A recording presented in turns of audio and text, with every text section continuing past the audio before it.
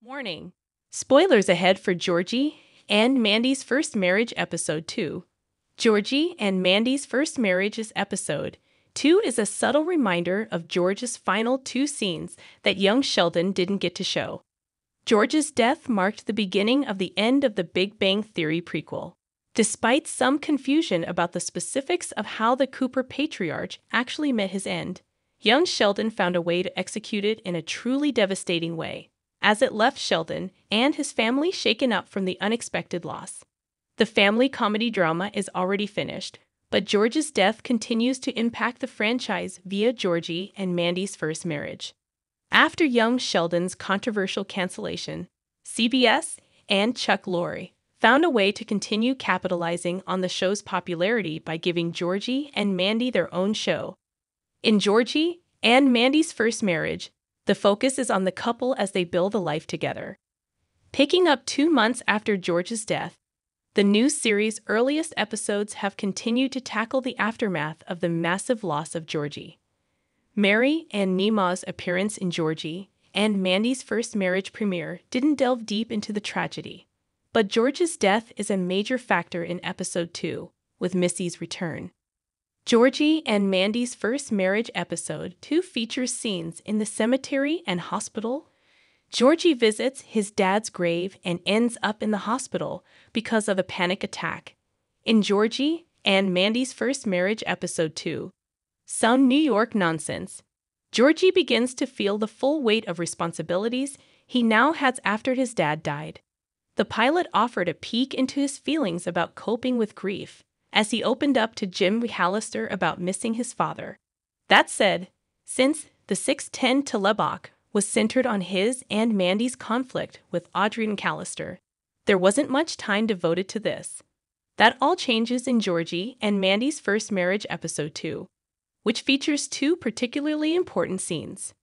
Some New York Nonsense opens with Georgie visiting George's grave and unexpectedly talking to him. Baby Cease's dad simply recalls his day to de-stress and deal with missing George. This is a pivotal moment because Sheldon's older brother didn't really share his feelings with their father. Beyond that, it also sets up Missy's subsequent visit to George's grave at the end of the episode. Another important moment in Georgie and Mandy's First Marriage Episode 2 is Georgie's trip to the emergency room because of a panic attack. It establishes the status of his mental health amid the pressure.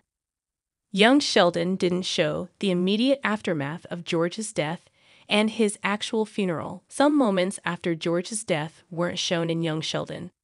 Aside from what it means for Georgie and Mandy's First Marriage's own storytelling, those aforementioned scenes also have an impact in the young Sheldon final. Both are reminders of George's final 2 scenes that the prequel could have shown but didn't. The sequence in the cemetery is a reminder of how young Sheldon skipped actually showing the funeral after the emotional church service led by Pastor Jeff.